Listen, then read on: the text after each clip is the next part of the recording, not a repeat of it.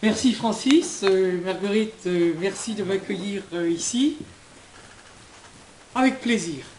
Alors vraiment, c'est avec plaisir que je me retrouve ici, en ce début d'année, pour finalement eh bien, le lancement de la campagne des régionales.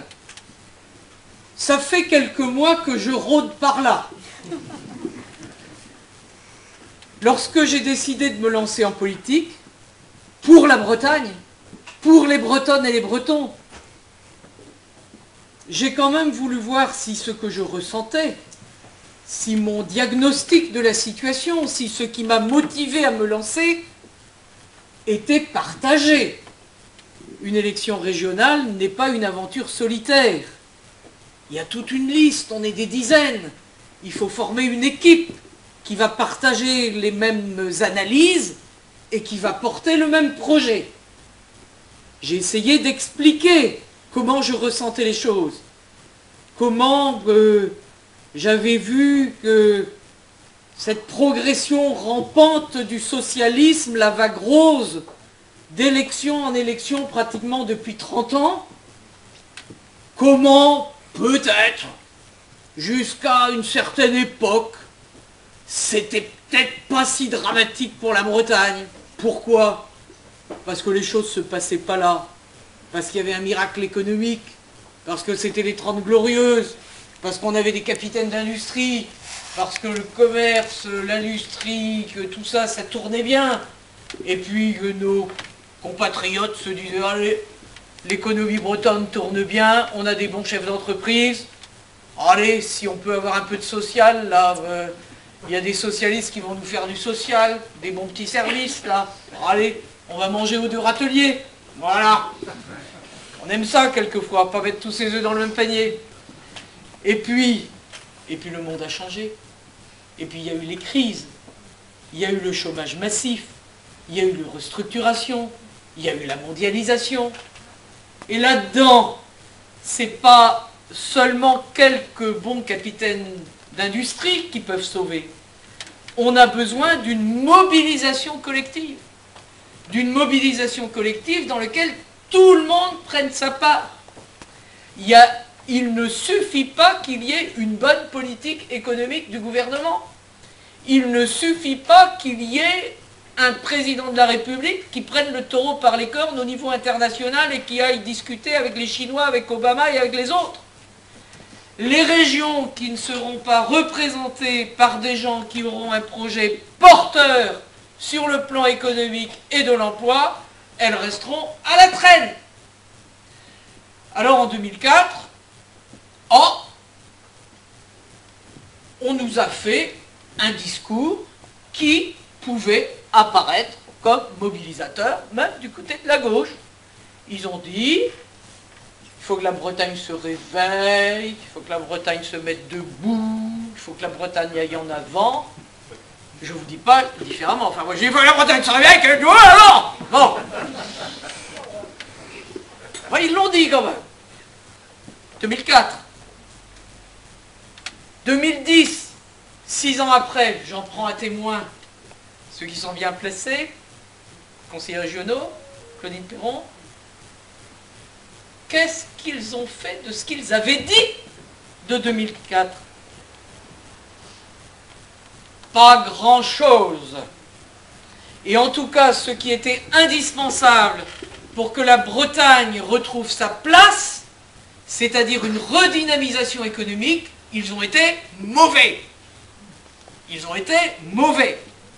Ils ont dit qu'ils auraient des politiques de filière, ils ont dit qu'ils aideraient ceci, cela, les pôles de compétitivité, etc. Quand on regarde concrètement comment ils ont essayé d'accompagner les entreprises, on voit qu'ils ont, eux qui ont pourtant la dépense facile, dépensé moins d'argent que sous l'ancienne mandature.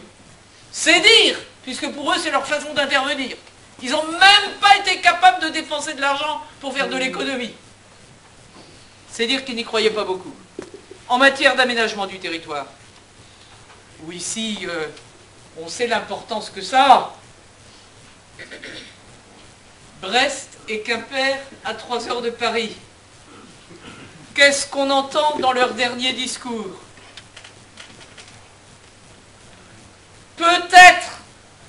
peut-être, Brest et Quimper à peu près 3 heures de Paris, peut-être en 2020. C'est pas ça? Voilà. Voilà les promesses. Et le fait urbain, pourtant, c'est leur affaire. Ah, les villes, ils connaissent, ils sont les maîtres, ils quadrillent, ils sont chez eux. Les résultats du recensement, vous les regardez sur Brest, assez brillant. Ah, voilà une métropole, assez rayonnante. Qu'est-ce qu'ils ont fait pour dynamiser l'Ouest breton, pour rééquilibrer entre l'Est et l'Ouest? Rien. Quand on pense aux initiatives qui avaient été prises il y a quelque temps, quelques années encore, quand j'y étais, on avait réussi, alors qu'il y avait Alain Gérard à Quimper, et ici, l'équipe qui est toujours en place, quand même. Passer des conventions entre les technopoles, Brest-Iroise, Quimper, travailler avec Morlaix, avec Lannion, pour réunir les forces. Parce que si on n'a pas une métropole, si on n'a pas un ensemble scientifique et technologique suffisamment fort à l'ouest de la Bretagne va tomber. Qu'ont-ils fait? Des discours. Ah, ça, ils nous en ont fait. Des discours, des forums, des colloques, à ne plus savoir qu'en faire, mais les actes et les résultats, il n'y en a pas. On pourrait prendre comme ça toute une série de politiques. Je parle du tourisme, par exemple. Où en est le tourisme breton? Il y a quelques années, on était fiers de voir les affiches vantant la Bretagne, Bretagne nouvelle vague, Bretagne tonique, etc. Et il y avait des résultats. Les hôteliers, les restaurateurs, les chambres d'hôtes, etc. On voyait le chiffre d'affaires augmenter. On voyait du résultat. Et c'était de l'emploi derrière. Aujourd'hui, quand on discute avec la profession, quand on regarde ce qu'il en est, eh bien on voit que ça flageole un peu. On ne peut pas vivre sur ses lauriers. Dans un monde de compétition internationale, dans une économie mondialisée, et en plus, avec la crise majeure que nous venons de vivre, si on ne se retrousse pas les manches, si on ne met pas tous les atouts de notre côté, on sera largué. Et bon, j'en fais pas une affaire de matamor. Il ne s'agit pas de dire on va être les premiers, etc. Être largué, ça veut dire quoi? Eh bien, ça veut dire que nos jeunes qui font les plus brillantes études, car, il faut bien l'avouer, les Bretons sont des bons élèves. Voilà. Ils font les plus brillantes études. Mais après, il y a ce paradoxe qui fait que l'excellence académique bretonne ne se traduit pas dans la qualité des emplois.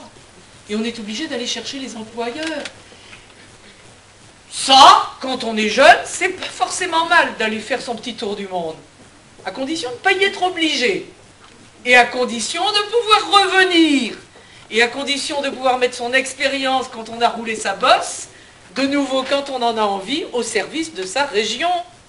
Dans un emploi valorisant.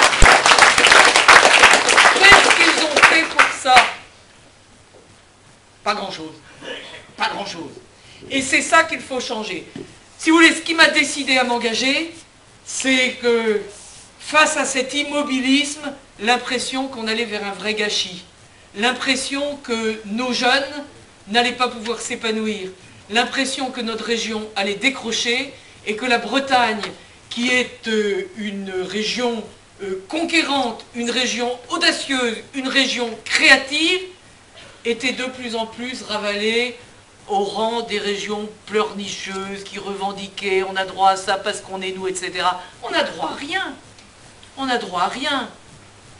Sauf